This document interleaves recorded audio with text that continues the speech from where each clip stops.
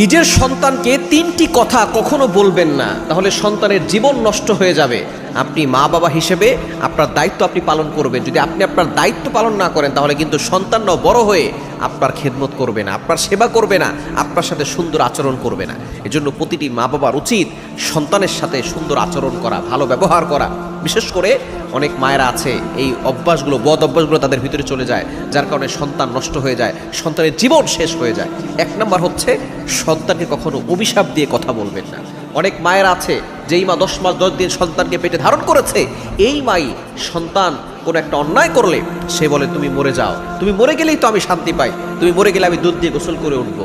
অথবা বলে তোমার উপরে ঠাটা পড়ে না কেন, আল্লাহর গজব পড়ে না কেন। খবরদার, এই ধরনের কথা কখনো কোনো মা বলবেন না, কখনো কোনো বাবা বলবেন না।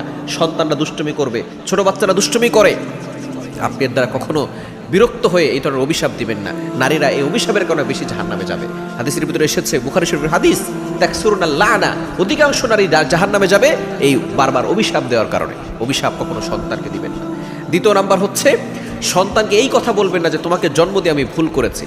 খবরদার, এই ধরনের কথা কখনো বলবেন না। কেননা জন্ম এটা কিন্তু আপনার ইচ্ছা অনুযায়ী হয় নাই, আল্লাহ পাক রব্বুল আলামিন চেয়েছেন বলে সে দুনিয়াতে এসেছে। আপনি তাকে সঠিক শিক্ষা দিবেন, কোরআনের শিক্ষা দিবেন, ধর্মীয় শিক্ষা দিবেন। আপনি নিজে আপনার দায়িত্ব পালন করবেন না, হারাম খেয়ে সন্তানকে জন্ম দিবেন আর আপনি আশা করবেন সন্তান হালালজাদা হবে। আল্লাহর কসম করে বলি, আপনি যদি হারাম খান, অন্যায় কাজ করেন, সন্তান আপনার সাথে এমন ব্যবহার করবে যে আপনি সহ্য করতে পারবেন। এজন্য হালাল খাবেন, সন্তানকে আনার জন্য হালাল খাওয়ার চেষ্টা করবেন এবং তাকে ধর্মীয় শিক্ষা দিবেন।